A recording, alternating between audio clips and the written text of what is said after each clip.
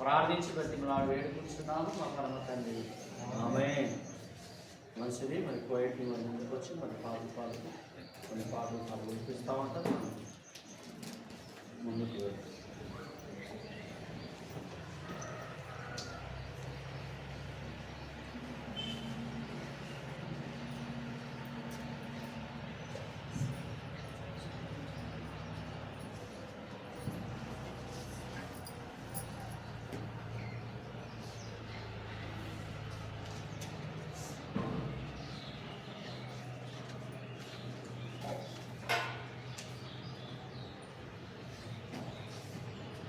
చేరి వచ్చిన అందరికీ మరొకసారి యేసుక్రీస్తు నామములో వందనాలు. మరి పాటల ద్వారా దేవుని మనం స్తుతిద్దాం. మొదటి పాటగా 60వ పాట పాడుతున్నాం. దేవుని స్తుతించి ఎల్లప్పుడూ దేవుని స్తుతించి అనే పాట అందరం కలిసి చప్పట్లు కొడుతూ పాడదాం. హల్లెలూయా. దేవుణ్ణి స్తుతించుడి, ఎల్లప్పుడు దేవుణ్ణి స్తుతించుడి. దేవుణ్ణి స్తుతించుడి, ఎల్లప్పుడు దేవుణ్ణి స్తుతించుడి. ఆయన పరిశుద్ధ ఆలయమందు, ఆయన పరిశుద్ధ ఆలయమందు, ఆయన సన్నిధిలో, ఆయన సన్నిధిలో ఎల్లప్పుడు దేవుని స్తుతించుడి. దేవుని స్తుతించుడి, ఎల్లప్పుడు దేవుని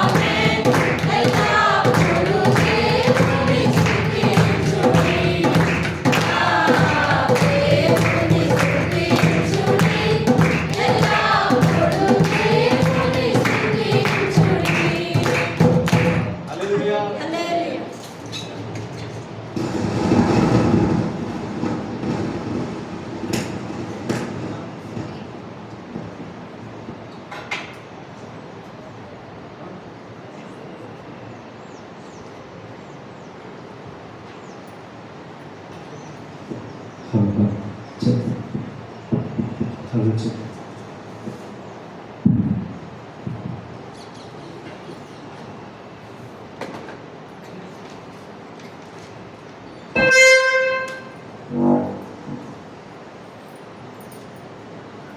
పాటల బుక్ నుంచి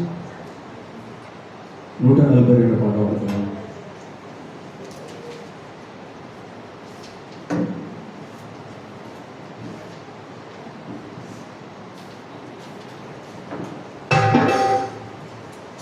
క్షమించండి, 144 పాట పాడుతున్నాను. హల్లెలూయా పాటలతో, స్తోత్ర గీతాలతో హోసన్నా అని పాడను, యేసన్నా అని.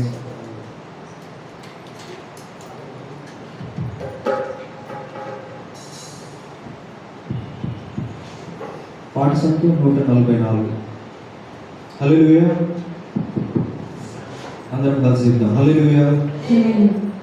హల్లెలూయా పాటలతో, స్తోత్ర గీతాలతో, హల్లెలూయా పాటలతో, స్తోత్ర గీతాలతో హోసన్నా నిన్నే పాడనా,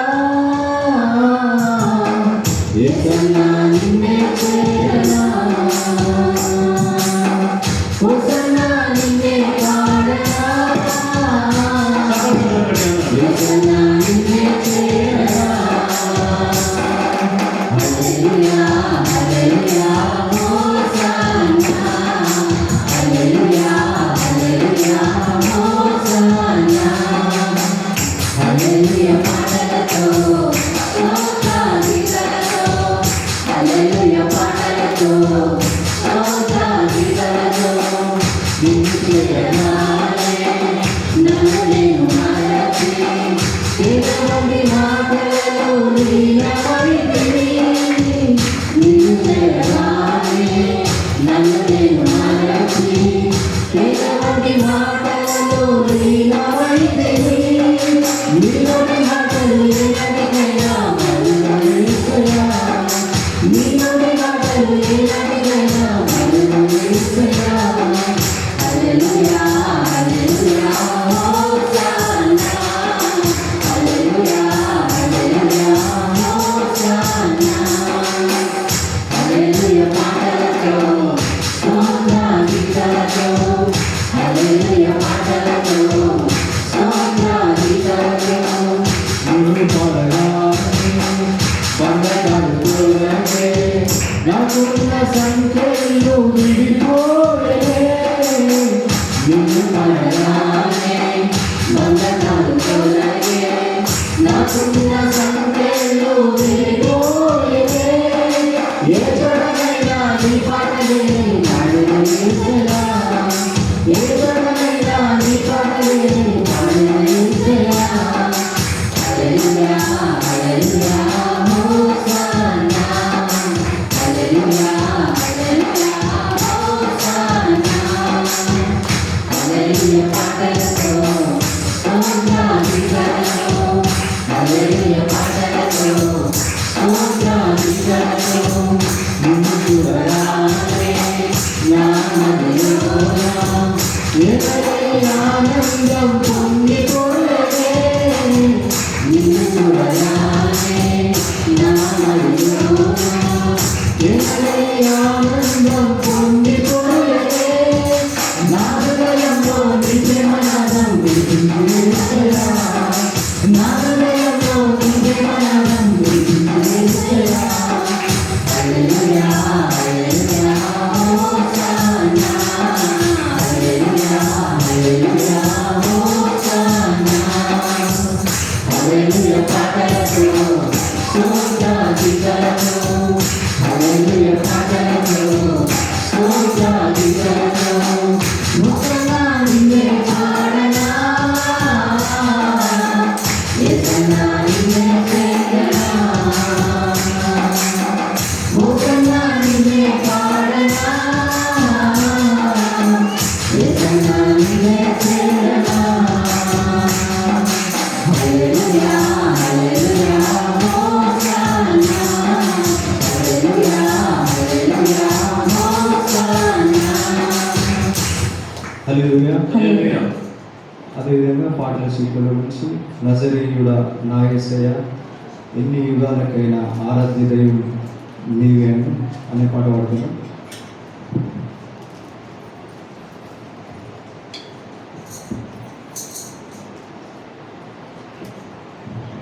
పాటల సీట్ల నుంచి ఒక పాట. నజరేయుడా నా యేసయ్య, ఎన్ని యుగాలకైనా ఆరాధ్య దైవం నీవేనని బలమెత్తి నీ కీర్తి నే చాటదనే పాట అందరం కలిసి చప్పట్లు కొడుతూ పాడాలి.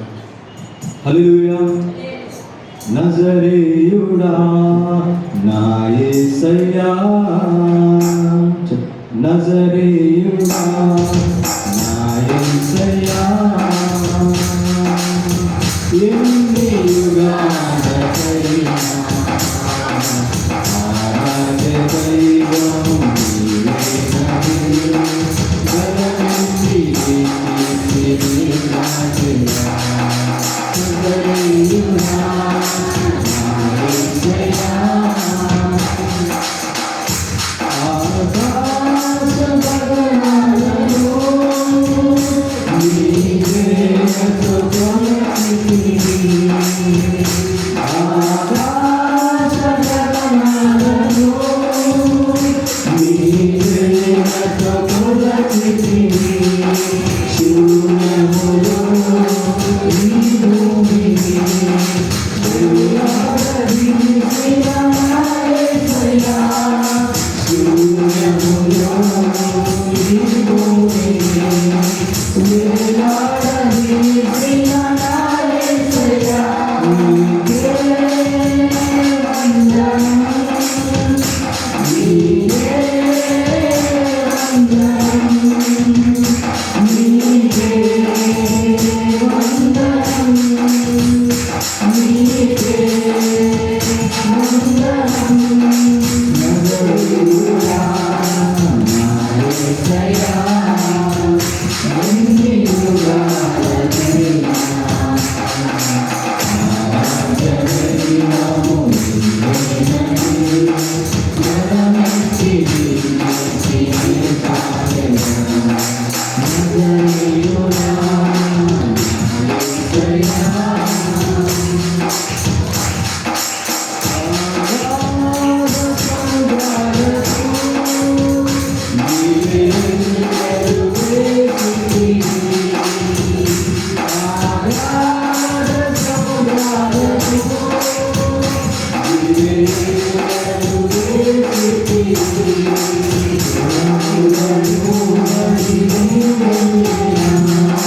జలములను బడి నేనైనా నన్నేమి చేయవు నా యేసయ్యా, నన్నేమి చేయవు నా యేసయ్యా, నీకే వందనం, నీకే వందనం, నీకే వందనం, నీకే వందనం. నజరేయుడా నా యేసయ్యా, ఎన్ని యుగాలకైనా ఆరాధ్య దైవము నీవేనని బలమెత్తి నీ కీర్తి నే చాటెదా. నజరేయుడా నా యేసయ్యా, సీయోను శిఖరాగ్రము నీ సింహాసనమాయెనా, సీయోను శిఖరాగ్రము నీ సింహాసనమాయెనా, సీయోనులో నిన్ను చూడాలని, సీయోనులో నిన్ను చూడాలని ఆశతో ఉన్నాను నా యేసయ్యా, ఆశతో ఉన్నాను నా యేసయ్యా, నీకే వందనం, నీకే వందనం, నీకే వందనం, నీకే వందనం. నజరేయుడా నా యేసయ్యా, ఎన్ని యుగాలకైనా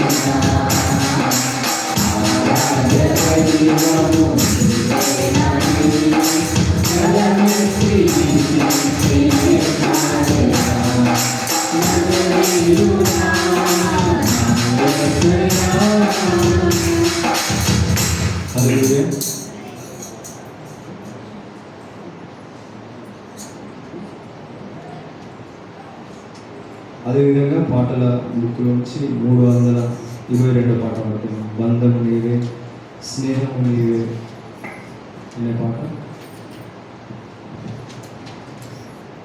అతిథివి నీవేనయ్యా ఆప్తుడు నీవేనయ్యా అనే పాట అందరం కలిసి చప్పట్లు పాట. పాట సంఖ్య 322. హల్లెలూయా హల్లెలూయా. బంధము నీవే స్నేహము నీవే, బంధము నీవే స్నేహము నీవే, అతిథివి నీవేనయ్యా ఆతుర నీవేనయ్యా, అతిథివి నీవేనయ్యా ఆతుర నీవేనయ్యా. బంధము నీవే స్నేహము నీవే, బంధము నీవే స్నేహము నీవే, ప్రేమించువాడా కృప చూపువాడా, నాతోనే ఉండి నన్ను నడుపువాడా, ప్రేమించువాడా కృప చూపువాడా, నాతోనే ఉండి నన్ను నడుపువాడా. కాలాలు మారినా మారని వాడా, కాలాలు మారినా మారని వాడా, విలువవు నన్నెప్పుడు మరువని కన్నీవయ్యా, విలువవు నన్నెప్పుడు మరువని కన్నీవయ్యా. బంధము నీవే స్నేహము నీవే, బంధము నీవే స్నేహము నీవే, కారు చీకటి నలుపము వేళ వెలుగు నీవై ఉదయించినావు, కారు చీకటి నలుపము వేళ వెలుగు నీవై ఉదయించినావు. నీ ఒడిలోన నెమ్మది నిలిచి, నీ ఒడిలోన నెమ్మది నిలిచి, కన్నీరు తుడిచావయ్యా, కవిలో దాచావయ్యా, కన్నీరు తుడిచావయ్యా, కవిలో దాచావయ్యా. బంధము నీవే స్నేహము నీవే, బంధము నీవే స్నేహము నీవే, మూగబోయిన నా హృదయలోన గానము నీవే నన్ను చేరావా, మూగబోయిన నా హృదయలోన గానము నీవే నన్ను చేరావా. హృదయ వీణమై మధుర గానమై, హృదయ వీణమై మధుర గానమై, నాలో ఉన్నావయ్యా, నా ఊపిరి నీవేనయ్యా, నాలో ఉన్నావయ్యా, నా ఊపిరి నీవేనయ్యా. బంధము నీవే స్నేహము నీవే, బంధము నీవే స్నేహము నీవే, మోడు బారిన నా బ్రతుకులోన నూతన జీవనము పుట్టించినావా, మోడు బారిన నా బ్రతుకులోన నూతన జీవనము పుట్టించినావా. నీ ప్రేమ నాలో ఉదయించగానే, నీ ప్రేమ నాలో ఉదయించగానే, ఫలించు నా జీవితం ఆనందమానందమే, యేసయ్యా ఫలించు నా జీవితం ఆనందమానందమే.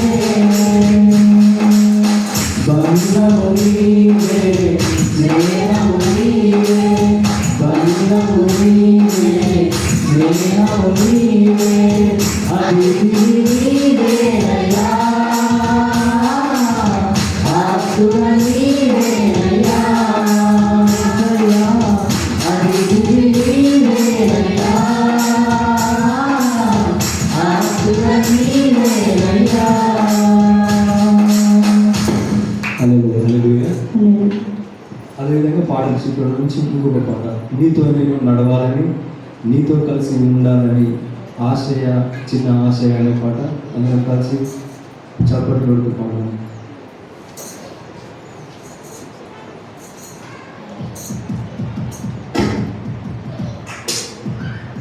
నీతో నేను నడవాలని నీతో కలిసి ఉండాలని నీతో నేను నడవాలని నీతో కలిసి ఉండాలని ఆశయా చిన్న ఆశయా ఓయేసయ్యా నీవే తీర్చాలయ్యా ఆశయా చిన్న ఆశయా ఓయేసయ్యా నీవే తీర్చాలయ్యా నీతో నేను నడవాలని నీతో కలిసి ఉండాలని నీతో నేను నడవాలని నీతో కలిసి ఉండాలని నడవలేక నేను ఈ లోక యాత్రలో బాగుపడనీయుడనైతినయ్యా నడవలేక నేను ఈ లోక యాత్రలో బాగుపడనీయుడనైతినయ్యా నా చేయి పట్టి నీతో నన్ను నడిపించుమయ్యా నా యేసయ్యా నా చేయి పట్టి నీతో నన్ను నడిపించుమయ్యా నా యేసయ్యా నీతో నడవాలని నీతో ఉండాలని చిన్న ఆశయా ఓ యేసయ్యా ఆశయా చిన్న ఆశయా ఓ యేసయ్యా నీవే తీర్చాలయ్యా నీతో నేను నడవాలని నీతో కలిసి ఉండాలని నీతో నేను నడవాలని నీతో కలిసి ఉండాలని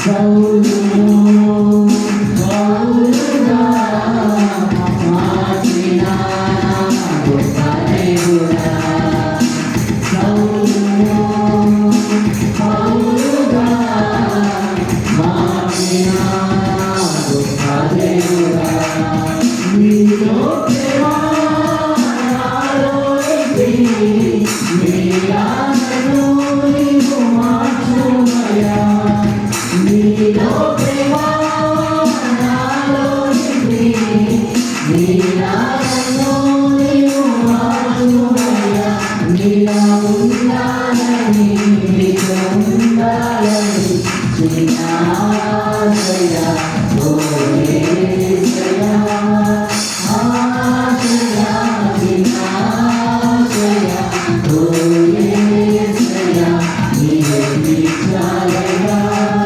నీతో నేను నడవాలని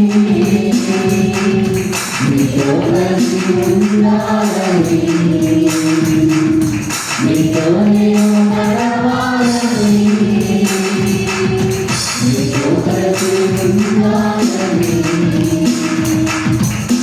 హల్లెలూయా.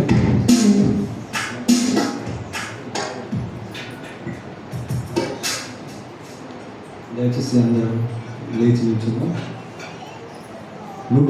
పాటల పుట్టుల నుంచి 103 పాట అవుతుంది.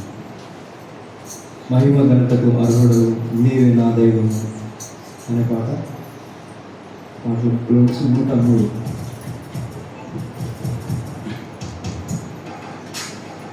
హల్లెలూయా. అందరూ చేద్దాం. హల్లెలూయా. మహిమ ఘనతకు అర్హుడవు నీవే నా దైవము. మహిమ ఘనతకు అర్హుడవు నీవే నా దైవము. సృష్టికర్త మూర్తిదాత సృష్టికర్త మూర్తిదాత స్తుతులకు పాత్రుడా. ఆరాధనా నీకే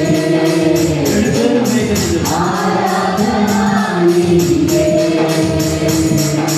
ఆరాధనా స్తుతి ఆరాధనా ఆరాధనా నీకే ఆరాధనా స్తుతి ఆరాధనా ఆరాధనా నీకే ఆరాధనా నీకే ఆరాధనా నీకే.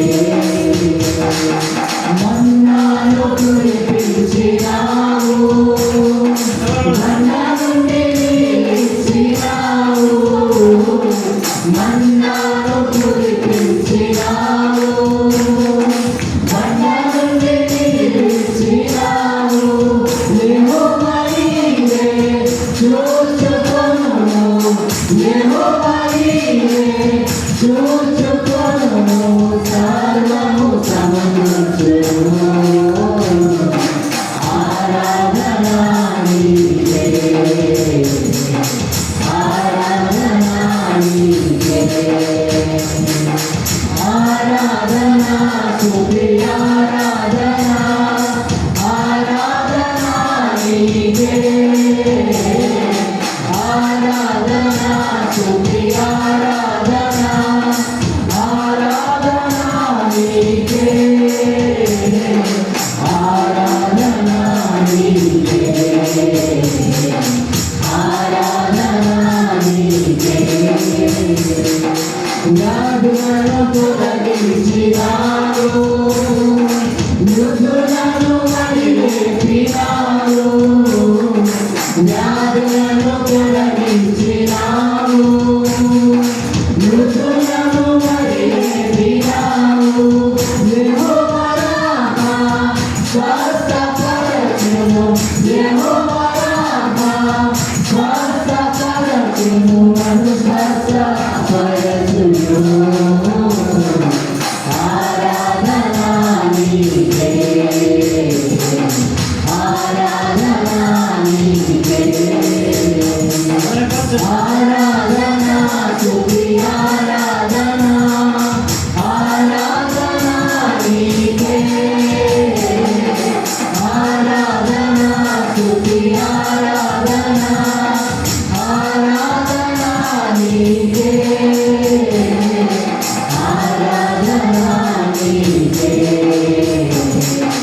ఆరాధనా నీకే. అప్పగించుకోలేకుంటున్నావేమో నీ బ్రతుకును సమర్పించుకోలేకుంటున్నావేమో దేవుడు ఈరోజు నీతో నాతో మాట్లాడాడు. కాబట్టి ప్రియ సహోదరి సహోదరుడు దేవుని ఆరాధన చేద్దాం. మన హృదయపు లోతులో నుంచి మనము దేవుణ్ణి ఆరాధన చేస్తూ మనము ముందుకు కొనసాగదాం. ఏక స్వరము చేద్దాం, దేవుని ఆరాధన చేద్దాం, ఆరాధిద్దాం.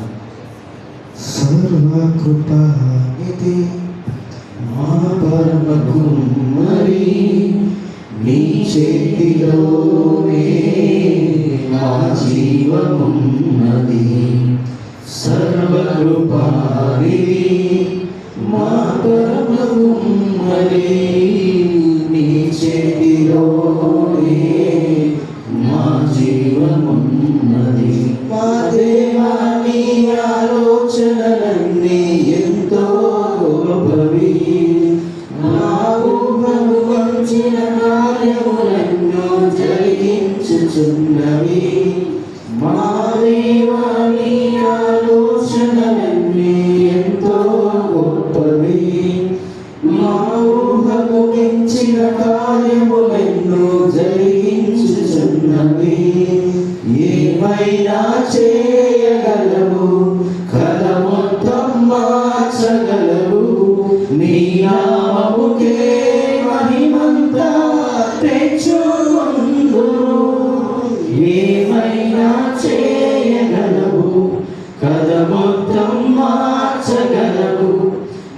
నామముకే మహిమంతా తెచ్చుకుందు యేసయ్యా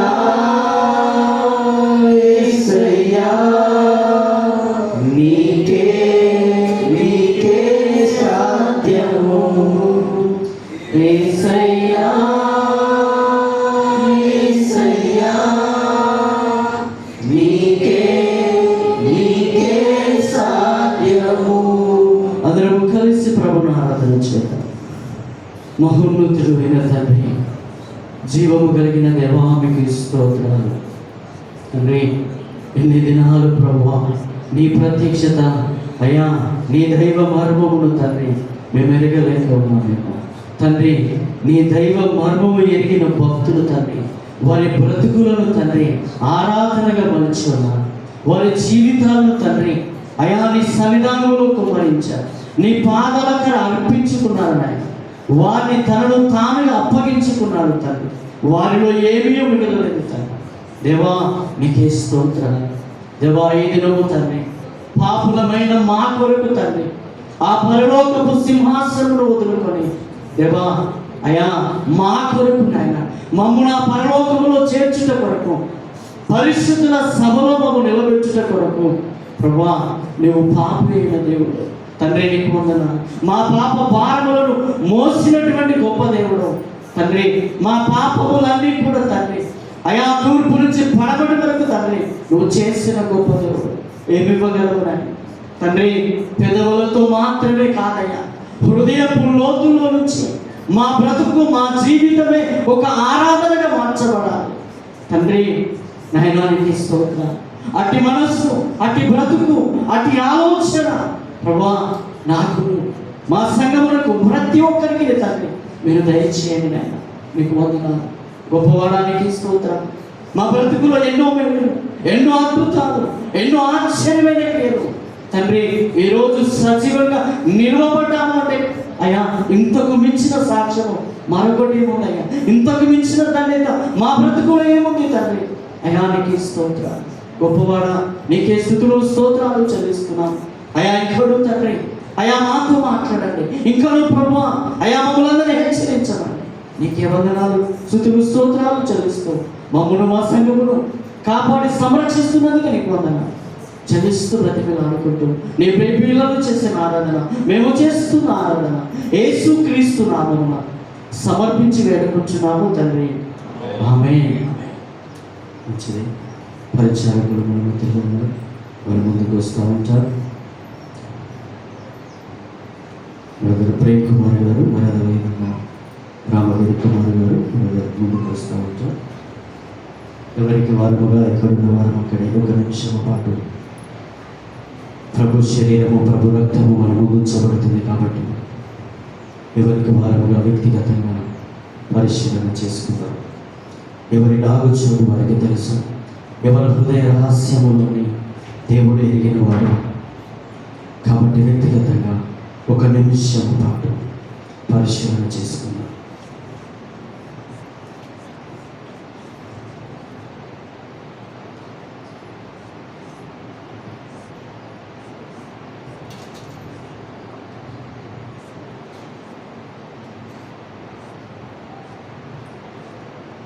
నేను మీకు అప్పగించిన దాన్ని ప్రభువులను పొందితే ప్రభు యేసు తాను అప్పగింపబడిన రాత్రి ఒక రోజు ఎత్తుకొని దానిని విరిచి మీ కొరకైన నా శరీరములను జ్ఞాపకము చేయని చెప్పారు.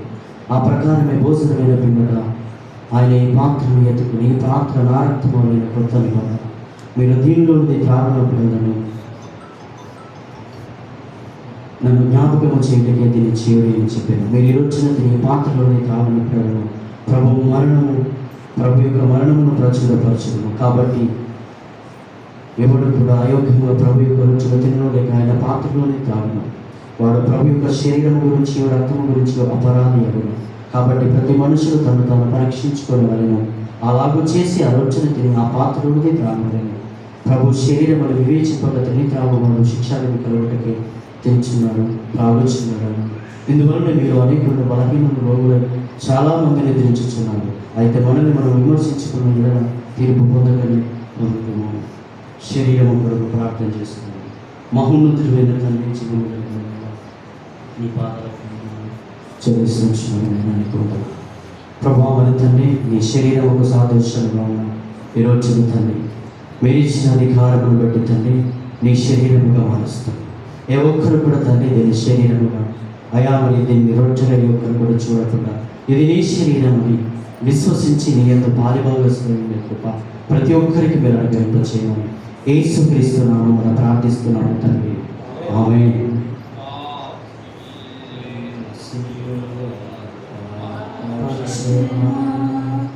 యేసు ప్రభుని దివ్య క్షేమ వాసిల్లెను సిలువలో పాపక్షేమ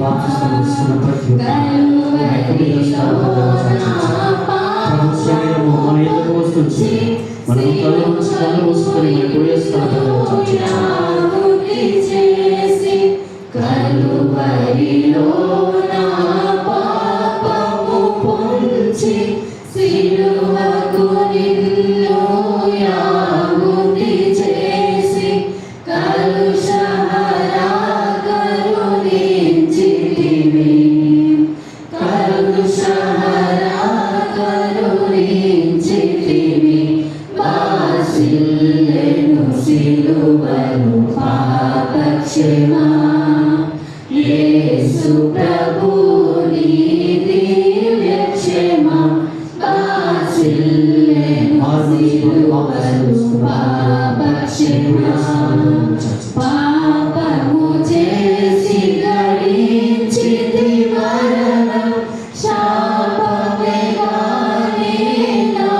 నాజించినది పాపము చేసి గడించితి మరణం శాపమేగానే నాజించినది కాపరివైనను బ్రోచితివి కాపరివైనను బ్రోచితివి. ప్రభు శరీరము చేత బతుకున్న మనమందరము కలిసి పాలిభాగస్వామై మనం పూజిద్దాం.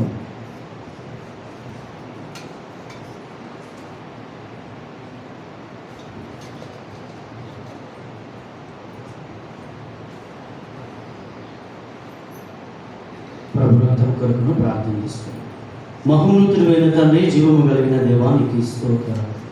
అయా మరి తండ్రి, పాపలమైన మా కొరకు అయా మరి తండ్రి చివరి రక్తపు బొట్టు వరకు కాల్చిన దేవానికి స్తోత్రాలు. ద్రాక్ష పండు ఏ విధంగా తండ్రి అయా నలగబుచ్చబడి నీ దేహము కూడా ప్రభా అంతకంటే బహుఘోరముగా తండ్రి నీ దేహం అంతా దున్నబడి ప్రభా చివరి రక్తపు బొట్టు వరకు మా కొరకు మీరు కాల్చిన దేవానికి స్తోత్రాలు. నీ రక్తమునకు సాదృశ్యముగా ఉంచి నీ ద్రాక్షారసము అయా నీ నామములో నీ స్వరక్తముగా మారుస్తున్నాను. మీరిచ్చిన అధికారమును బట్టి తండ్రి నీ స్వరక్తముగా మారుస్తున్నాము తండ్రి. ఏ ఒక్కరు కూడా తండ్రి అనాలోచితముగా సేవించకున్నట్లు ఇది నీ స్వరక్తమని నమ్మి విశ్వసించి సేవించేబడి భాగ్యము ప్రతి ఒక్కరికి అనుగ్రహింపచేయమని యేసుక్రీస్తు నామమున ప్రార్థిస్తున్నాము తండ్రి. ఆమేన్. రక్తమే నన్ను శుద్ధీకరించు నీ రక్తమే నా బలము నీ రక్తధారలే ఇలా పాపి కషాయమిచ్చు నీ రక్తధారలే ఇలా పాపి పరిశుద్ధ తండ్రి పాపిని కడిగి పవిత్రపరచుము పరిశుద్ధ తండ్రి పాపిని కడిగి పవిత్రపరచుము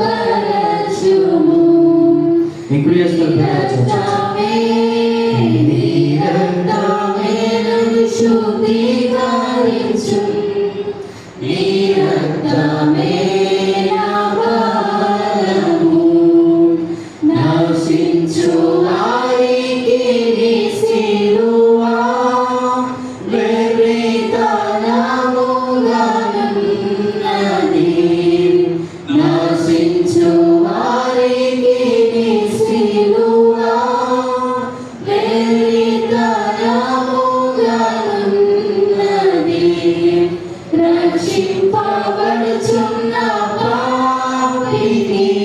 ప్రభు శరీరము ప్రభు రక్షింపబడుచున్న పాపికి దేవుని శక్తి అయ్యున్నది. నీ రక్తమే నన్ను శుద్ధీకరించును. నీ రక్తమే నా భారము. నీ సిలువలో కాచినట్టి విలువైన రక్తం. ప్రభు శరీరము ప్రభు రక్తము రాని మరియు సిలువలో కాచినట్టి మంచిది. మిగిలి ఉన్న శరీరం కొరకు రక్తం కొరకు ప్రార్థన చేసుకున్నాం. మహోన్నతుడైన తండ్రి, జీవము కలిగిన దేవ, జీవాధిపతివైన దేవ, మీకు స్తోత్రాలు. అయా మన తండ్రి, మిగిలి ఉన్న శరీరమును రక్తమును తండ్రి మీ హస్తాలకు అప్పగిస్తూ, అయా మరి ఏదైనా ప్రభావం సంఘములు ఇక్కడ మారు మనసు లేక బాప్తిస్మం తీసుకోలేక మరి అనేక లోచనగా వాటిని కూడా వారికి మారు మనసు రక్షణ ద్వారా అనుగ్రహింపచేసి నీతో పాలుభాగస్తులై కృప నీ ద్వారా ఇచ్చేయమని, ఈ దినం ఎవరైనా ప్రభావం అనాలోచితంగా బాధపడుతూ పొందిన ఇలా క్షమించి నీ వ్రతం నుంచి తప్పించి నీ కృప కృప నిలుపుకోమని, మిగిలి ఉన్న శరీరమును రక్తమును అయా మరి సంఘమును మీ హస్తాలకు అప్పగిస్తూ యేసు క్రీస్తు నామము పేరిట ప్రార్థిస్తున్నాము తండ్రి, ఆమేన్. మంచిది. అందరూ లేచి నిలబడినట్లయితే ప్రభు కృప తీసుకొస్తున్నాం కానుకలో మరి ప్రభుకు అప్పగిస్తూ మనము ముందుకు వెళ్దాం. తొందరగా దురదరగా మనము ముందుకు వెళ్దామండి.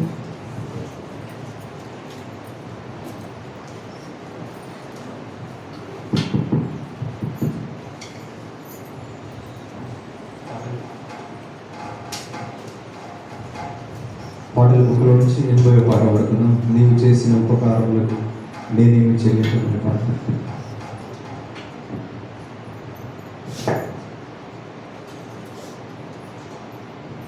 నీవు చేసిన ఉపకారములకు నేనేమి చెల్లింతును. నీవు చేసిన ఉపకారములకు నేనేమి చెల్లింతును. వేలాది దూరలనా, వేలాది పొట్టేలనా, వేలాది దూరలనా, వేలాది పొట్టేలనా, నీవు చేసిన ఉపకారములకు నేనేమి చెల్లింతును. నీవు చేసిన ఉపకారములకు నేనేమి చెల్లింతును. వేలాది నదులంత విస్తార తైలం నీకిచ్చిన చాలునా. వేలాది నదులంత విస్తార తైలం నీకిచ్చిన చాలునా. గర్భఫలమైన నా దేశపుత్రుని నీకిచ్చిన చాలునా. గర్భఫలమైన నా దేశపుత్రుని నీకిచ్చిన చాలునా. వేలాది దూరలనా, వేలాది పొట్టేలనా, వేలాది దూరలనా, వేలాది పొట్టేలనా, నీవు చేసిన ఉపకారములకు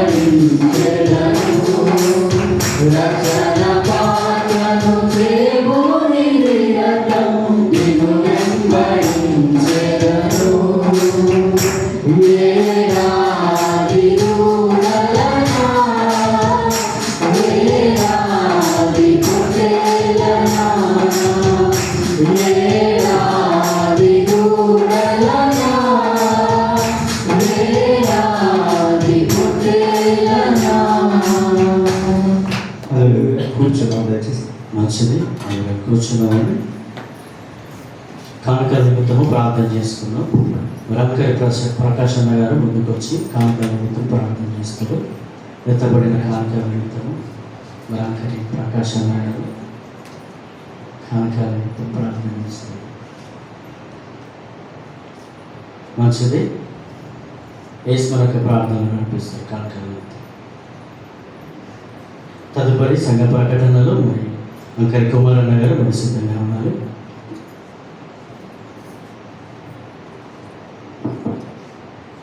ప్రేమ నమ్మకం కలిగిన యేసయ్య, నీకే స్తుతులు స్తోత్రములు చెల్లించుకుంటున్నాం ప్రభా. యేసయ్య, వచ్చిన ప్రతి బిడ్డ పట్ల తండ్రి మీ దయ కృప కనికరములు చూపించండి నైనా. ప్రతి కుటుంబాన్ని తండ్రి మీరు దీవించండి, ఆశీర్వదించండి ప్రభా. వారి యొక్క పనిలో తండ్రి, ఉద్యోగంలో, వ్యాపారంలో తండ్రి, వారి యొక్క కష్టార్జితం నుండి తండ్రి, కానుకైన తండ్రి మీ సంధానంలో తీసుకొచ్చిన ప్రతి ఒక్క బిడ్డ పట్ల తండ్రి మీ దయ చూపించండి. వారిని 30 60 100 తండ్రి ఫలింపజేయమని, అభివృద్ధి చేయమని మీ కృప, మీ సహాయము సన్నిధి ఎల్లవేళలా నా తండ్రి తోడుగా వచ్చి ప్రతి కుటుంబాన్ని మీరే నడిపించమని మనందరినీ నా తండ్రి చేతులకు అప్పచెప్పుకోవచ్చు. యేసయ్య పరిశుద్ధ నామం నడుచున్నాం తండ్రి. ఆమేన్. మంచిది, సంఘ ప్రకటనలు ఇంకా కుమారన్న గారి ముందుకు వచ్చి కొన్ని ప్రకటనలు చేస్తూ ఉంటారు. మనం సరిగా ప్రభు పేరు నేను అందరికీ శుభములు తెలియజేస్తున్నాను. మన ఆదివారం ఆరాధన కార్యక్రమం ఉదయం 8 గంటలకు ప్రారంభమవుతుంది, 10 గంటలకు వస్తుంది. దయచేసి 10 గంటలకు చర్చిలో ఉండే విధంగా మీరు సిద్ధపడి రావాలని కోరుతూ ఉన్నాను. యేసయ్య ఒక మాట అన్నాడు, మనుష్యుడు రొట్టె వలన కాదు కానీ మనం దేనితో బతుకుతానన్నాడు. మీరైనా నేనైనా అందరికీ వర్తిస్తుంది. దైవ సేవకునికి, దైవ జనులకు అందరికీ వర్తిస్తుంది. మనము దేవుని వాక్యాన్ని కడుపు నిండా నింపుకోగలగాలి. అలా నింపుకున్నప్పుడు మనల్ని ఎవరు జయించలేరు, గెలవలేరు, నిలవలేరు. మనకు ఎదురున్నదని చెప్తున్నా. బైబిల్ గ్రంథాన్ని మనము మనసారా చదవాలి. అందుకే బైబిల్ గ్రంథం గురించి పాట పాడిన పాట నాకు చాలా ఇష్టం. పఠింప శ్రేష్టమైన గ్రంథం బైబిల్. పాడతాం కదా, మరి ప్రతిరోజు బైబిల్ చదువుతాం మనం. నేను చెప్తున్నానండి, నేను నా యవ్వన దశలో దేవునికి ఒక నిబంధన చేసుకున్నా. రోజు 4 గంటల బైబిల్ గ్రంథం. ఎన్ని గంటలు? 4 గంటలు కనీసం బైబిల్ గ్రంథం చదవాలని నిబంధన చేసుకున్నా. ఒక మాట చెప్పి నేను అంశంలోనికి వెళ్తాను. నాకు నిద్ర వస్తే జెండు బాం కళ్ళల్లో పెట్టుకొని చదివిన రాత్రులు నేను బ్రతుకు. అబద్ధం చెప్పట్లే. రేపు ఏసయ్య దగ్గర సాక్ష్యం ఉంటుంది. ఏం పెట్టుకున్నా కళ్ళల్లో? జెండు బాం. ఎందుకు మరి? రోగమా? నా దేవుని వాక్యము నా మదిలో నిండా. నిద్ర రావద్దు. ఒకసారి ట్రై చేయండి. నిద్ర వచ్చినప్పుడు ఏం పెట్టుకోవాలి? దయచేసి అలా పెట్టుకోకండి. మీరు కళ్ళకేమన్నైతే మళ్ళీ నన్ను ఆడిపోసుకుంటారు. నేనైతే అలా జెండు బాం పెట్టుకొని మరి బైబిల్ గ్రంథం చదివాను. అలా గ్రంథాన్ని చదివితే మనకు ఎదురు తిరుగు ఉండదండి. నేను చెప్తున్నా, ఎవ్వరు మన ఎదురు నిలవలేరు. మనుషులు నిలవలేరు, మానవాతీత శక్తులు కూడా నిలవలేరు.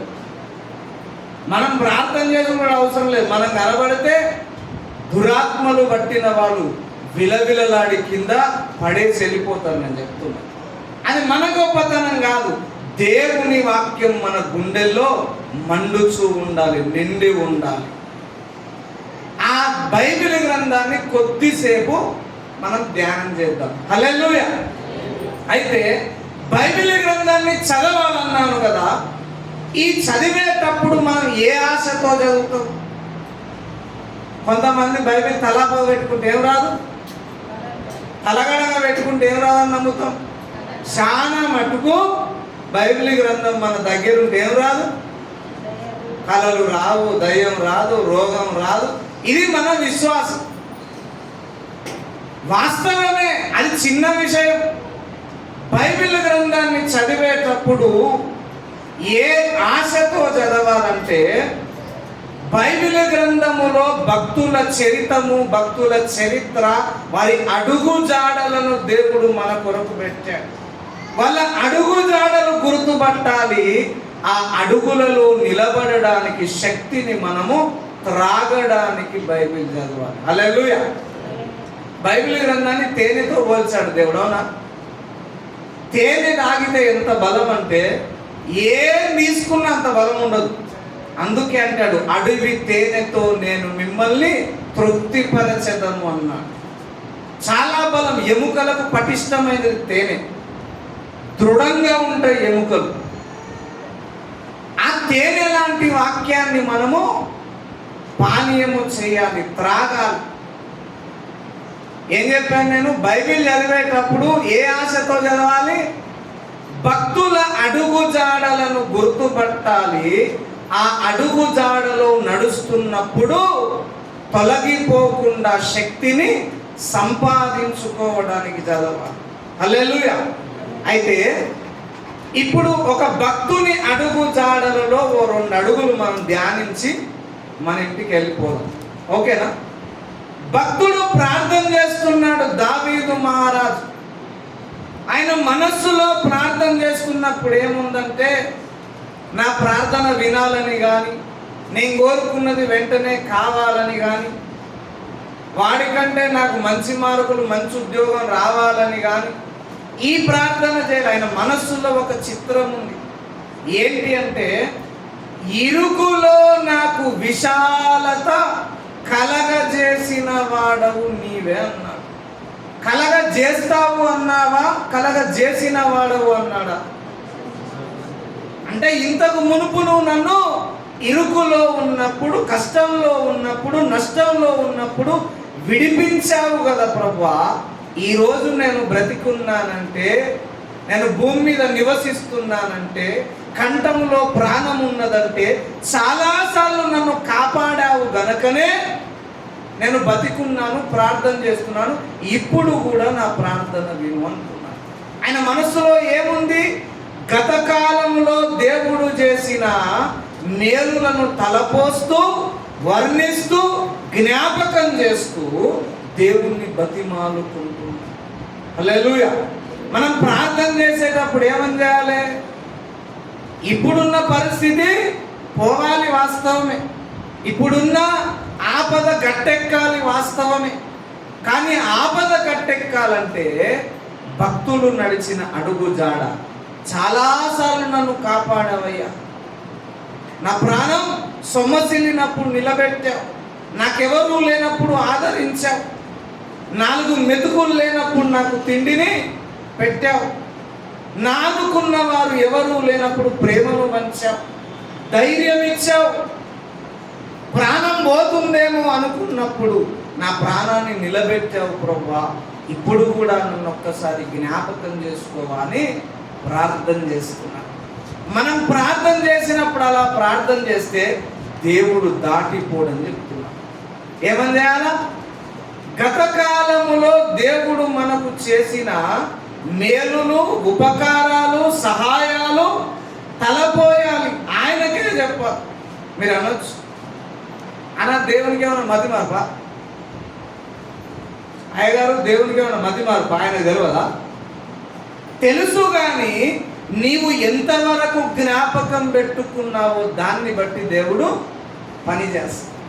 మనకెవరైనా మేలు చేశారనుకో, అన్న నిజంగా నువ్వు చేయబట్టి ఈరోజు నేను బతికున్నాను 10 సార్లు అన్నావు అనుకో, నేను మర్చిపోతాడా మనిషి? మర్చిపోతాడా అంటే? లేదా సహాయం చేసినప్పుడు ఏదో మొహమాటానికి థ్యాంక్ యూ అన్నగారు, కృతజ్ఞతలు అక్కగారు అని చెప్పి ముఖం చాటేసి వెళ్ళిపోయాను. రేపు నీకు ప్రాణాపాయ పరిస్థితి వచ్చింది, వాళ్ళు ఆదుకుంటారండి? ఆదుకుంటారా? అలాగే దేవుడు కూడా మనము ఆయన చేసిన మేలులను ఆయనకే చెప్పాలి, తలపోయాలి, కృతజ్ఞతలు చెల్లించి ప్రార్థన చేయాలి. అప్పుడు దేవుడు మన ప్రార్థన వింటాడు. ఇంకొకటి కూడా ఆయన మనస్సులో ఉంది. ఏంటంటే, ఇరుకులో నీవు నాకు విశాలత కలగజేసిన వాడవే అంటున్నప్పుడు ఆయనకు ఒక వాగ్దానము మనస్సులో ఉంది. చూడండి, నిర్గమాకాండము 3వ అధ్యాయము, నిర్గమాకాండము 3వ అధ్యాయము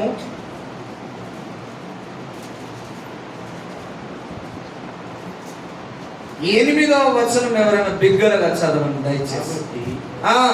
ఐగుప్తీయుల చేతిలో నుండి వారిని విడిపించుటకును ఆ దేశంలో నుండి విశాలమైన మంచి దేశమునకు, అనగా కానానీయులకు, హిత్తీయులకు, అమోరీయులకు, పెరిజ్జీయులకు, హివీయులకు, యెబూసీయులకు నివాస స్థానమై పాలు తేనెలు ప్రవహించు దేశమునకు వారిని నడిపించుటకును దిగివచ్చి ఉన్నాను. చాలండి. ఐగుప్తులో నుండి విడిపించి ఆయన విశాలమైన ప్రాంతానికి, విశాలమైన దేశానికి, విశాలమైన అనుభవంలోనికి నడిపించడానికే దిగి వచ్చాడు. అది దేవుని ప్రజలకు దేవుడిచ్చిన వాగ్దానం, స్థిరమైన వాగ్దానం, ఏదో తాత్కాలికమైన వాగ్దానం కాదు.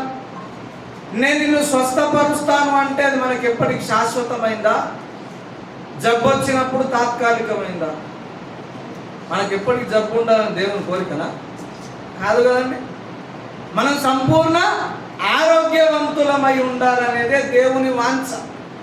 మరి నేను నిన్ను స్వస్థపరుస్తాను అనేది తాత్కాలికమైన ఉపశమనము నిమిత్తము దేవుడిచ్చింది వాగ్దానం. కానీ విశాలమైన దేశమునకు నేను నిన్ను నడిపిస్తాను, విశాలమైన స్థలములో నేను నిన్ను నివసింపజేస్తాను, విశాలమైన పరిచర్యను నేను నీకు ఇస్తాను అనేది శాశ్వతమైన వాగ్దానం. ఆ వాగ్దాన్ని మనస్సులో పెట్టుకుని ఆయన ప్రార్థన చేస్తున్నాడు. నువ్వు విశాలమైన స్థలానికి నడిపిస్తానన్నావు కదా, అది శాశ్వత వాగ్దానము కదా, నన్ను నడిపించు ప్రభువా అని ప్రార్థన చేస్తున్నాను. హల్లెలూయా.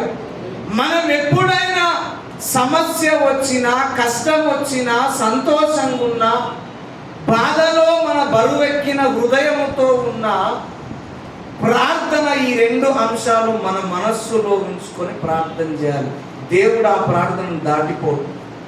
ఏమని చేయాలి? మనను గూర్చిన వాగ్దానం మర్చిపోవద్దు.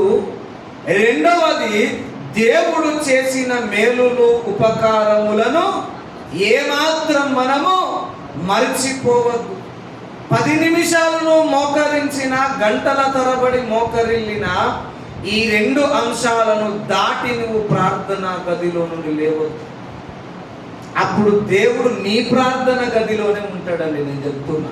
నేను రుచి చూసి చెప్తున్నా. అసలు దేవుడు లేవనివాడు తెలుసా? ఆ అనుభవం రుచి చూస్తే అసలు మనుషులు, కుటుంబము, సంబంధాలు, అసలు మనుషులతో ఎక్కువగా మాట్లాడాలనిపించదు. నేను గుండెల మీద చేసుకొని చెప్తున్నా, గంటల తరబడి మనుషులతో మాట్లాడితే నాకు చికాకు వస్తుంది. జోగి రాసుకుంటే ఏం రాస్తుంది? నువ్వు నేను భక్తిహీనులం, బలహీనులం, మట్టి పురుగులం, నువ్వు నేను రాసుకుంటే మొత్తం అదే దేవునితో తలబడి నీవు రాయగలిగితే మహిమ నీలోనికి దిగొస్తుంది. హల్లెలూయా. మహిమ కలిగిన దేవునితో నీవు గడపగలగాలి.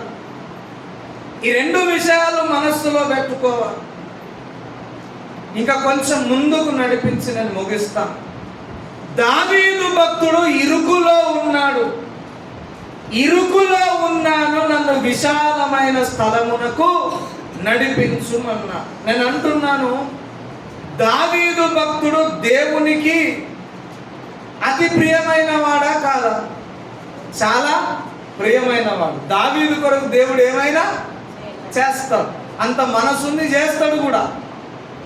అయితే అసలు ఇరుకులో పడకుండా ఎందుకు కాపాడలేదని నా ప్రశ్న. భక్తుడు ఇరుకున పడ్డాక విశాల స్థలంలోనికి నడిపించడం ఏంటండి? ఒక్కసారి కాదు, మళ్ళా ఒక మారు కాదు కదా, చాలా మార్లు భక్తుడు ఎందుకు ఇరుకున పడనిచ్చాడు? ఇరుకున పడ్డానికి ప్రార్థన చేసినాక విశాల స్థలం ఎందుకు తీసుకుపోయాడు? ఈ ప్రశ్న ముడివిప్పి నేను ముగిస్తాను. హల్లెలూయా. దేవుడు ఇరుకున పడనివ్వడమే కాదు, అసలు దేవుడు ఇరికిస్తాడని చెప్తున్నా నేను. అర్థమైందన్నమాట. దేవుడు ఏం చేస్తాడండి? చదువెత్తే ఉన్నమతి పోయినట్టు చంటిపాలన్నకు దేవుడు విడిపిస్తాడా ఇరికిస్తాడా? సెపరేట్. విడిపిస్తాడా ఇరికించడా? ఇరికిస్తాడా? దేవుడు ఇరికిస్తాడు అని చెప్తున్నా. ఎన్నో ఆధారాలు చూపిస్తా నేను, కానీ మెట్టుకొక ఆధారం చూపిస్తా. నిర్గమాకాండము 13వ అధ్యాయము, నిర్గమాకాండము 13వ అధ్యాయము 17వ వచనం చదవండి ఎవరైనా. 17, 18. మరియు ఫరో ప్రజలను పోనీయగా దేవుడు ఈ ప్రజలు యుద్ధము చూసినప్పుడు వారు పశ్చాత్తాపడి ఐగుప్తునకు తిరుగుదరేమో అనుకొని ఫిలిస్తీన్ల దేశము సమీపమైనను ఆ మార్గమున వారిని నడిపింపలేదు. అయితే దేవుడు ప్రజలను చుట్టూ దారియగు ఎర్ర సముద్రపు అరణ్య మార్గము నడిపించెను. హల్లెలూయా. ఇది చూడండి, వాస్తవానికి కనాను దేశానికి వేరొక దారి ఉన్నది. తొందరగా వెళ్ళొచ్చు, షార్ట్ కట్లో వెళ్ళొచ్చు. కానీ దేవుడు ఏం చేశాడంటే షార్ట్కట్లో తీసుకెళ్ళొద్దని ఎర్ర సముద్రం మీదిగా తీసుకెళ్దామని ఎర్ర సముద్రం మీదికి, ఎర్ర సముద్రం ఎదురుపడేటట్టు తీసుకెళ్ళాడు. ఓకేనా? తీసుకెళ్ళిన తర్వాత దేవుడు ఏం చేశాడు చూడండి. మళ్ళీ 14వ అధ్యాయము 3వ వచనం. ఫరో 14వ అధ్యాయం రైట్. ఫరో ఇశ్రాయేలీయులను గూర్చి వారు ఈ దేశంలో చిక్కుబడి ఉన్నారు, అరణ్యము వారిని మూసివేసినని అనుకోను. అయితే నేను ఫరో హృదయమును కఠినపరిచేదను, అతడు వారిని తరుమగా నేను ఫరో వలనను అతని సమస్త సేన వలనను మహిమ తెచ్చుకొందును.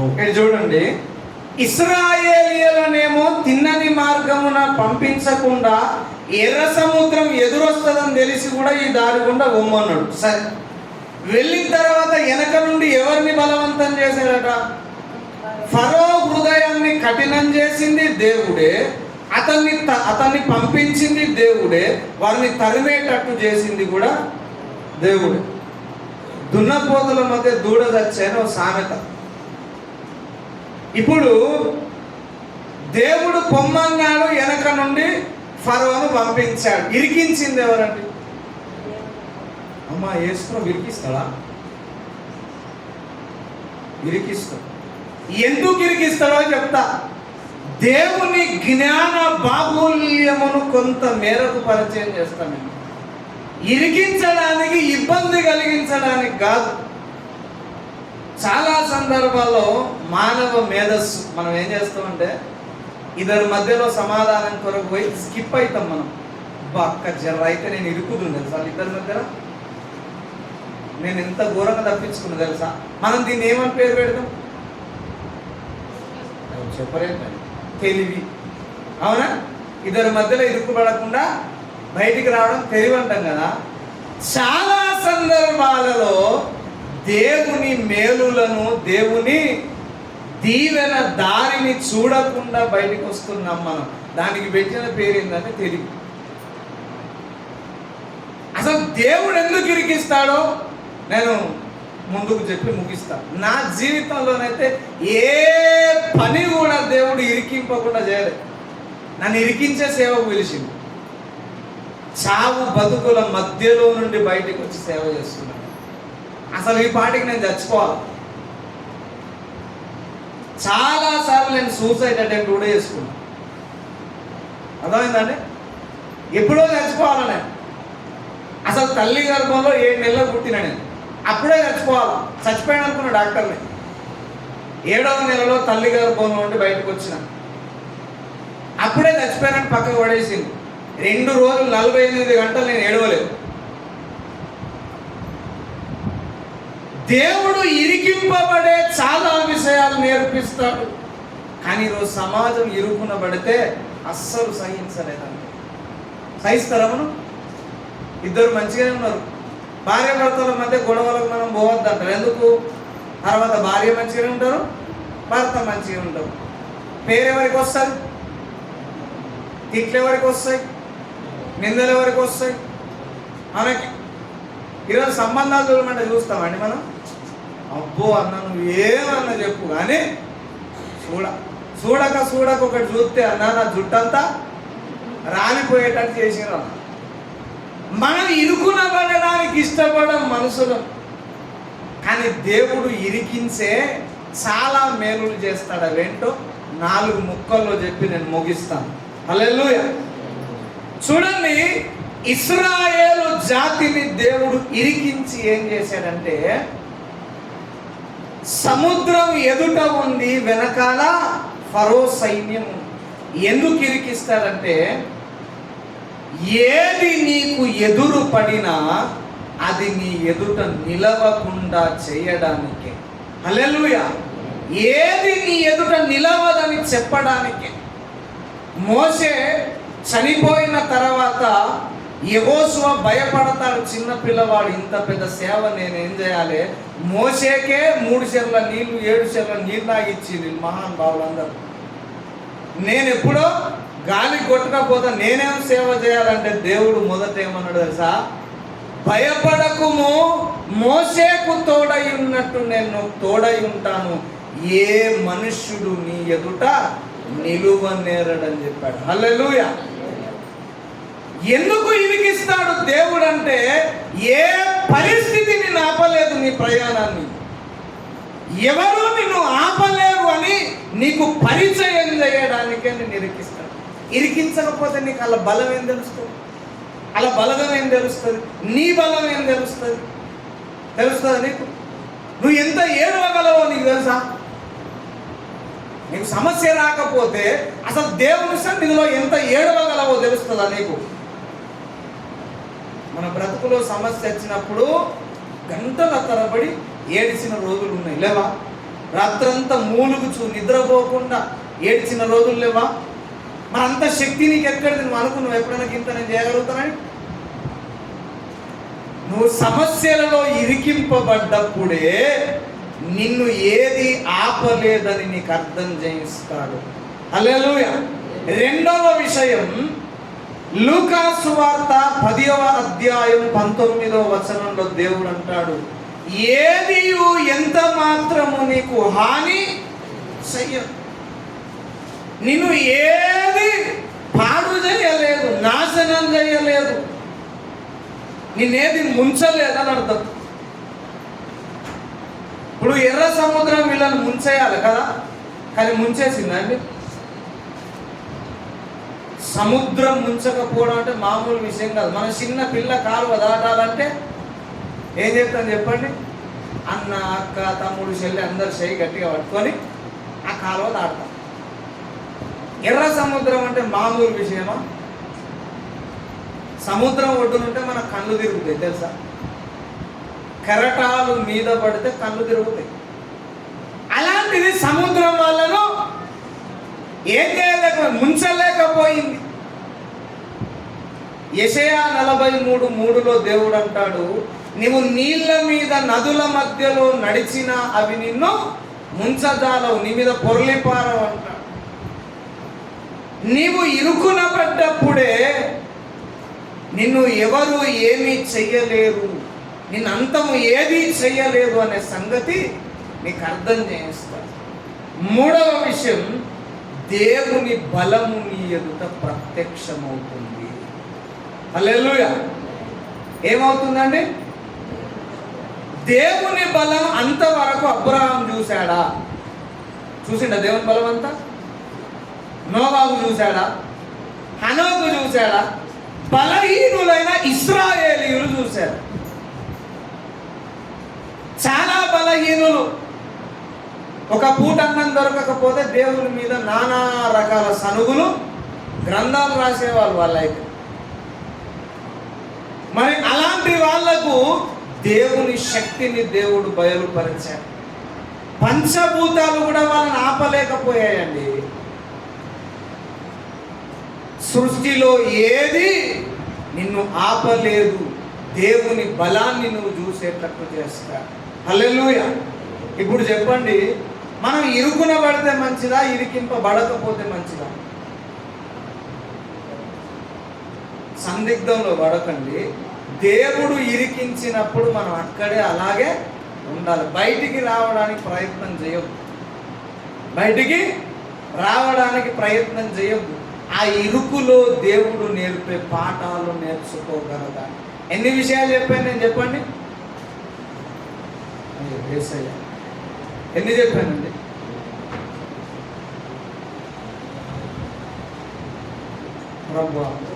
ఎన్ని చెప్పినా 3.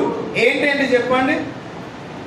ఏది నిన్ను ఆపలేదని నువ్వు గ్రహించడానికి, ఏది నిన్ను అంతము నిన్ను పాడు చేసే పరిస్థితి దేనికి లేదు. అంత శక్తి దేనికి లేదు. నేను చెప్తున్నా, కోట్ల దయ్యాలు కలిసిన నిన్ను ఒక్కదాన్ని ఏం లేదు, వెంట్రుక కూడా ఊడిపోదని చెప్తున్నా. మన విషయం మనకు తెలియదు, మనం ఎవరో తెలియదు. నేను రక్షణ పొందిన కొత్త దినాలలో కొంత అనారోగ్య సమస్యలతో, కొంత మాంత్రిక శక్తులతో బాధపడుతూ ఉన్నప్పుడు చాలా ఏడ్చాను, భయపడ్డప్పుడు దేవుడు ఒక దర్శనం చూపించాడు నాకు. ఏంటంటే ఒక జంతువు, పేరెందుకులేండి, ఒక జంతువు నా ఎదుటికి వచ్చి అది నా కలలోనే, దర్శనంలోనే ఎదుగుతూ ఆకాశమంతా ఎత్తుకెదిగి నన్ను భయపెడుతుంది. దర్శనంలోనే పైనుండి ఒక చిన్న నిప్పు రవ్వ వచ్చి దాని మీద పడితే కుప్ప ఊలి బూడిద పాలై నా కంటికి కూడా కనబడలే బూడి. హల్లెలూయా. ఆ పడ్డ నిప్పు రవ్వ యేసయ్య రక్తపు బిందువు అని చెప్పాడు దేవుడు. నువ్వు రోజు ప్రతి ఆదివారం ఎంత తాగుతావు? ఒక బిందువే తాగుతావా? లీటర్ల కొద్ది లేదు ఇప్పుడు, ఉన్నా లేదా? మరి మనకు భయం ఏంటండి? ఏది ఎంత మాత్రం మనలను పాడు చేయలేదు అని చెప్పడానికి. 3 అయిపోయింది కదా. 4వ విషయం ఏంటంటే, పోయినాక చదవండి. యెహోషువ ప్రవచన గ్రంథం 2వ అధ్యాయం 9వ వచనంలో చూడండి, చూస్తే మీకు అర్థమవుతుంది. యెహోషువ ప్రవచన గ్రంథం 2వ అధ్యాయం 9వ వచనం చదవండి దయచేసి. ఈ దేశమును మీకు ఇచ్చి ఉన్నాడని మీ వలన మాకు భయము పుట్టుననియు, ఈ భయం వలన ఈ దేశవాసులందరికీ ధైర్యము చెడుననియు నేను ఎరుగుదును. చూడండి, ఎర్ర సముద్రాన్ని ఇరికించి పాయలుగా చేసినప్పుడు ఈ వార్త అన్ని దేశాలకు పాకింది. అప్పుడు మీడియా ఉందా? అండి? మీడియా లేకున్నా సమాచారం పాకింది, విస్తరించింది. రాహాబు, కనాను దేశములో ఉన్న రాహాబు అంటుంది, అబ్బో మీ దేవుడు మిమ్మల్ని పట్టించుకున్న విధానం చూస్తే మాకు భయం వేస్తుంది, ధైర్యము చెడిపోయింది అంటుంది. హల్లెలూయా. నీవు ఇరుకున పడ్డప్పుడు మనుషులందరూ చూస్తారా, చూడరా? ఆ ఇరుకు నుండి దేవుడు తన శక్తిని నీ ఎదుట కనబరిచి నిన్ను బయటికి తెచ్చినప్పుడు నీ ఎదుట మాట్లాడాలంటే ధైర్యము మనుషులకు ఉండదని చెప్తుంది. ఆ పని చేయడానికి ఇరికిస్తాడు నేను. మనం ఊరికనే మన డబ్బు, మన హోదాను, మన అధికారము, మన పదవో చూపించుకొని మనుషులను భయపెడదామంటే భయపడదు. దేవుడు తన బలాన్ని నీ మీద ఖర్చు చేసినప్పుడు, నీకు ప్రత్యక్షపరిచినప్పుడు మనుషులందరూ నీ ఎదుట నీకు తల వంచి నమస్కారం చేస్తారు, భయపడతారండి. నేను చెప్తున్నా, మనం కంటికి గింతంతే కనబడ్డా మనల్ని చూస్తే వాళ్ళు ఏం చేస్తారు? భయపడతారు. నేను చెప్తున్నా. 4వ అంశం ఇది. 5వ మాట చెప్తాను. ప్రపంచ ప్రఖ్యాతిగాంచిన దైవజనులు పాల్ యాంగిచో గారు ఒక పుస్తకం రాశాడు. నేనే ఎందుకు శ్రమ పడాలి, నేనే ఎందుకు ఇరికింపబడాలి అని ఒక పుస్తకం రాశాడు. అందులో ఆయన ఒక మంచి మాట చెప్తాడు. ఏంటంటే, కరుకు రాళ్ళు లేనిదే కత్తులు పదును కాలేవు అని. ఏమన్నానండి? కరుకు రాళ్ళు లేనిదే కత్తులు పదును కాలేవు. ఆకురాయి కరుపురాళ్ళు అంటే ఏంటి? ఆకురాయి. ఆకురాయి ఉంటేనే కత్తులు పదునవుతాయి. మనలను దేవుడు తన పనిలో పదునుగా చేసి వాడుకోవడానికి ఇరుకులు మనకు అవసరం అని చెప్తున్నాడు. హల్లెలూయా. ఇలాంటి భర్తను నాకు ఎందుకు ఇచ్చిండో యేసయ్యా, నేనేం అన్యాయం చేసినా, ఎవరికేం పాపం చేసినా నాకు ఇలాంటి వాడు భర్త దొరికింది, ఇలాంటి భార్య దొరికింది, ఇలాంటి అత్త దొరికింది, ఇలాంటి ఉద్యోగం దొరికింది. నా బతుకు నాకే అసహ్యం అనిపిస్తాను. అసలు ఎందుకు బతుకుతానో అర్థం కాదు. ఎన్ని సంవత్సరాలు ప్రార్థన చేసి ప్రార్థనకు వచ్చినా, మందిరానికి వచ్చిన నా బతుకైతే నేను చెప్తున్నా, నీవు ఇరుకునబడ్డ తర్వాత నేర్చుకునే పాఠం నేర్చుకునేదాకా దేవుడు దాన్ని పోనీయడు. హల్లెలూయా. నేర్చుకున్నాక ఒక్క మినిట్ కూడా దేవుడు ఆగడండి. నేను చెప్తున్నా, ఆ మాట కూడా మీకు నేను చూపిస్తాను. చూడండి ఎంత ఆశ్చర్యం అంటే, నిర్గమాకాండము 12వ అధ్యాయం 41వ వచనం చదవండి. త్వరగా నేను 5 నిమిషాల్లో ముగిస్తాను. లేట్ అయితే నన్ను క్షమించండి. 430 సంవత్సరంలో గడిచిన తర్వాత జరిగినదేమనగా, ఆ దినమందే యెహోవా సేనలన్నీ ఐగుప్తు దేశంలో నుండి బయలుదేరిపోయారు. చూడండి, 400 సంవత్సరాలు గడిచిన తర్వాత బయటికి తెచ్చాను అనలే, ఆ దినమందే సేనలన్నీ బయలుదేరే. ఏ రోజైతే 400 సంవత్సరాలు కంప్లీట్ అయ్యాయో ఒక్క రోజు కూడా, ఒక్క గంట కూడా దేవుడు అక్కడ ఉంచలేదు. వాళ్ళ ఉంచాడండి. మనం ఎక్కడ ఎన్ని రోజులు ఉండాలి, ఎన్ని గంటలు ఉండాలి, దేవునికో లెక్క ఉందండి. ఎవరితో ఎన్ని అగచాట్లు పడాలి, ఎవరితో మనం మెప్పు పొందాలి, ఎక్కడ నీ కాలు మోపాలి, దేవునికో లెక్క ఉంది. ఆ లెక్కలు మనకు తెలియదు, మనం తెలుసుకోవడానికి ప్రయత్నం చేయాలి. నేను చెప్తున్నా, ఇరికింపబడిన వాడు ధన్యుడు, ఇరికింపబడిన స్త్రీ ధన్యురాలు. ఎన్ని చూస్తుంది చెప్పండి? 5 అంశాలు. ఇంకొకటి ఉంది, 6 అంశాలు మన బ్రతుకులో దేవుడు నెరవేర్చగలుగుతాడు.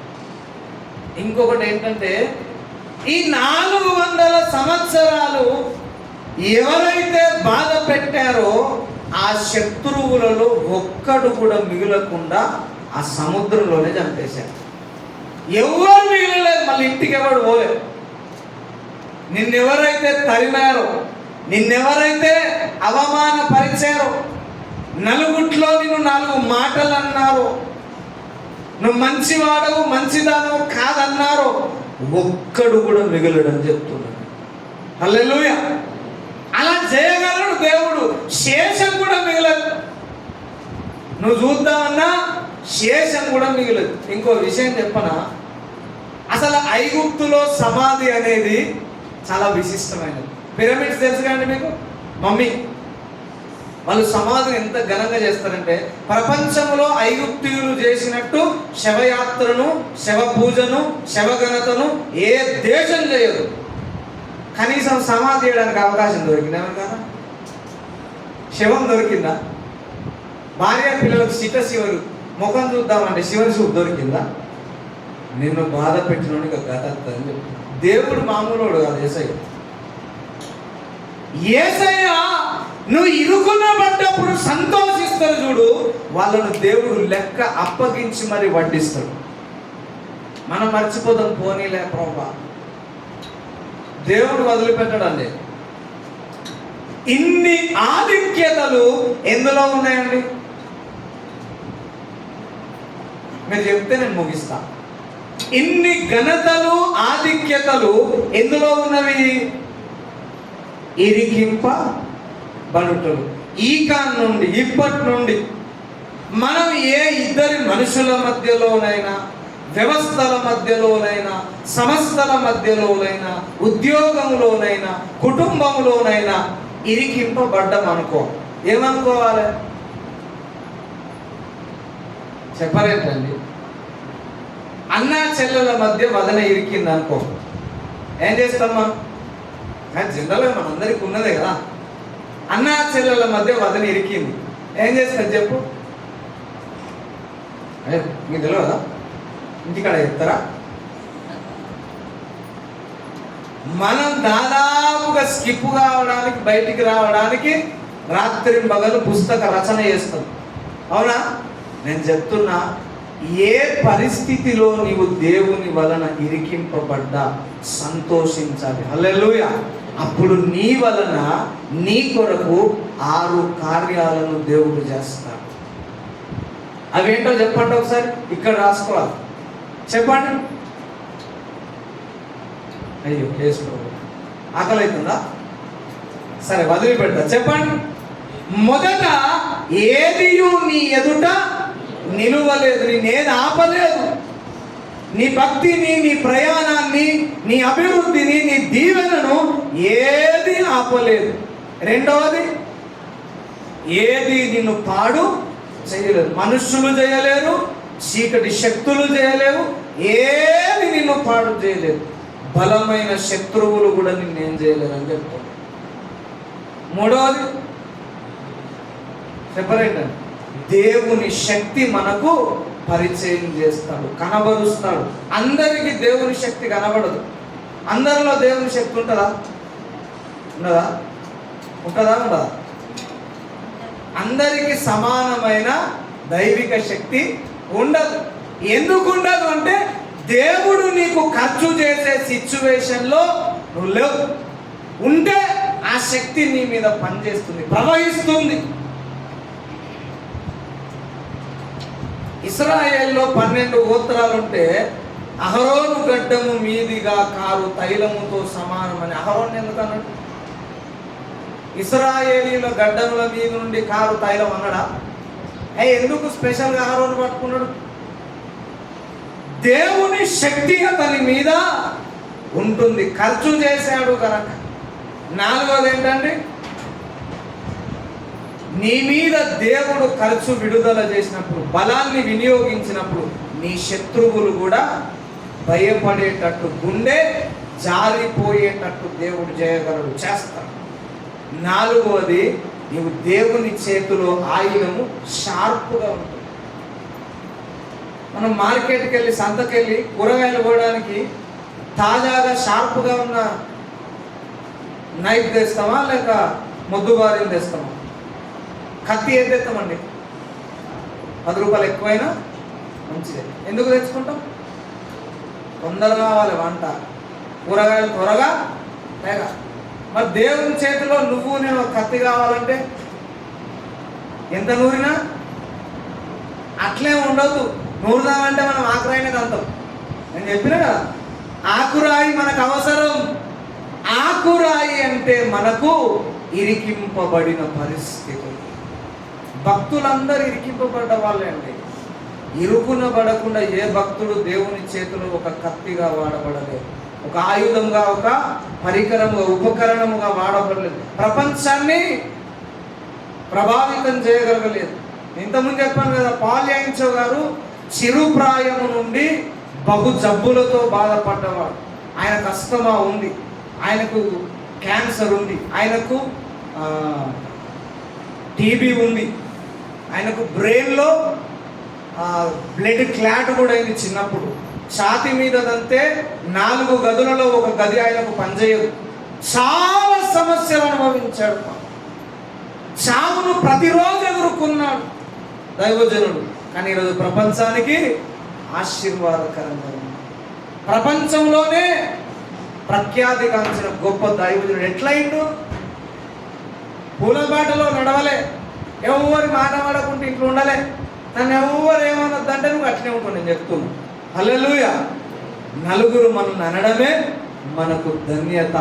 దేవుడు మనలను ఇరికించినప్పుడు మనం స్కిప్ కావడం చూసుకోవద్దు.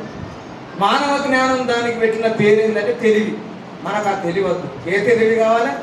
ఇరికింపబడ్డప్పుడు దేవుని పాదాలు పట్టుకునే తెలివి మనకు దొరకాలి. అప్పుడు ఈ 6 మన జీవితంలో చేసి విశాలమైన స్థలములోనికి దేవుడు మనల్ని తీసుకుపోతాడు. హల్లెలూయా.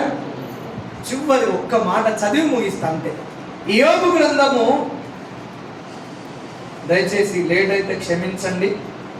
యోబు గ్రంథము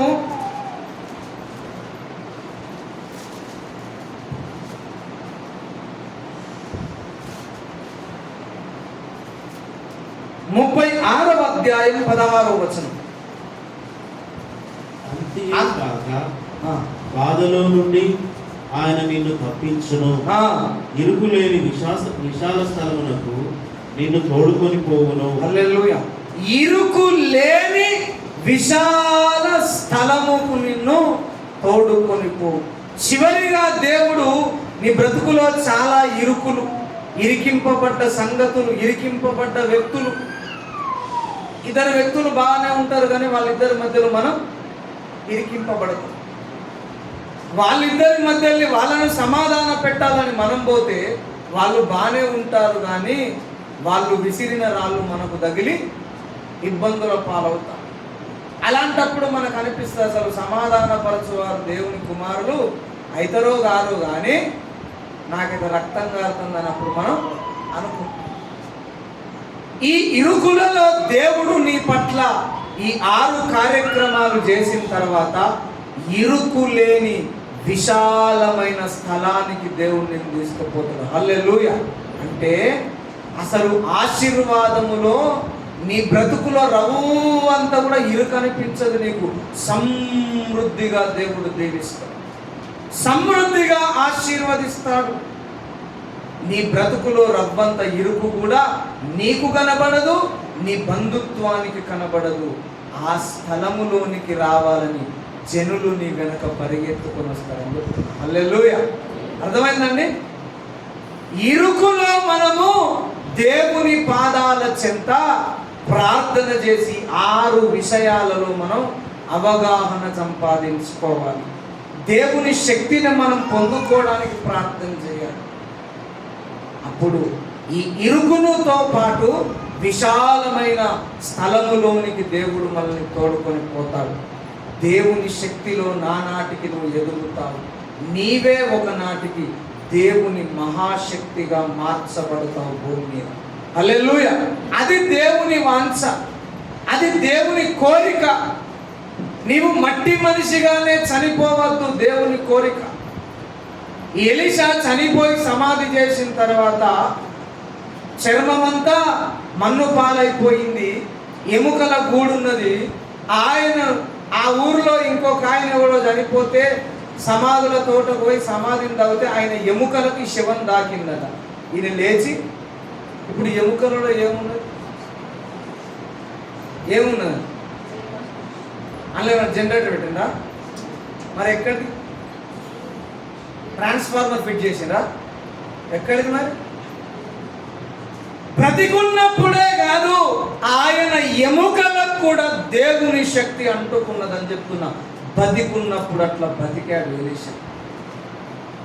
ఈ మాట అంటున్నందుకు దయచేసి ఎవరు అన్యదా భావించొద్దు. నంది లెక్క 4 రోజులు బతికినా మంచిది.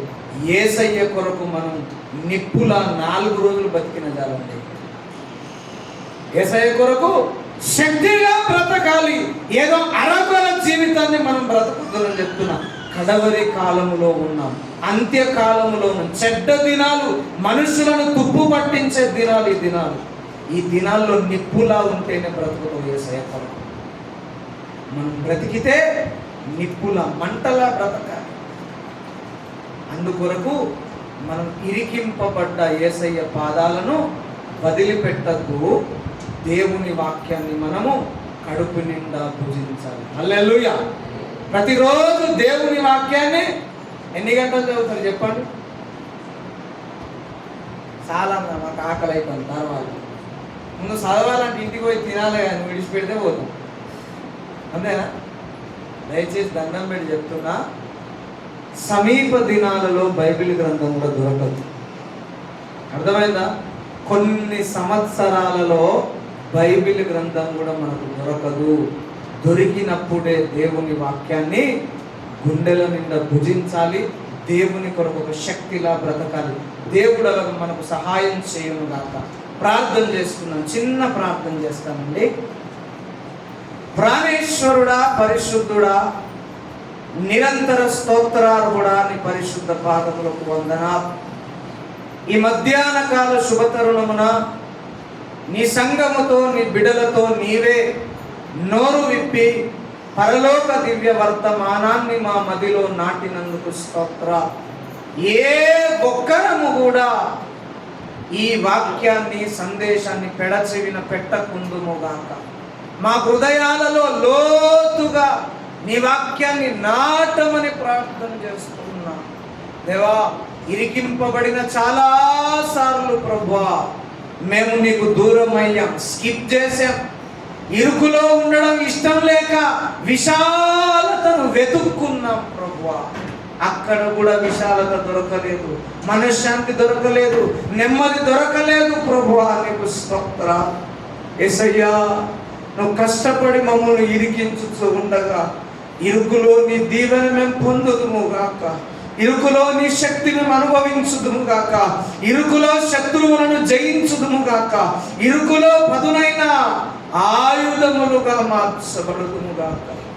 అట్టి కృప మాకు దయచేయమని నీ పాదాల చెంత నిన్ను స్తుతిస్తూ మొర్ర పెడుతూ బతిమాలుకుంటూ బిడ్డలందరినీ, సంఘ నాయకులను, సంఘ పెద్దలని, దైవ సేవకుల్ని, అల్పుడని నన్ను, నా కుటుంబాన్ని, నీ కుటుంబమైన సంఘ బిడ్డలందరినీ నీ చేతులకు అప్పగించుకుంటూ అయా విన్న వాక్యము అపవాది ఎత్తుకొని పోకుండా నీరు కట్టి ఫలింపజేసి క్రిందికి వేరు తన్ని పైకి ఎదుగు ఫలమిచ్చు అగ్ర వృక్షము వలె ఎదిగింపజేసి మహిమ పొందమని ఇదనేత ఈ దీనునికి, అల్పునికి, వాగ్యునికి ఇచ్చినందుకు స్తోత్రాలు చెల్లిస్తూ యేసు పుణ్యనామమున ప్రార్థించి మొరలిడి వేడుకుంటున్నాం పరమ తండ్రి.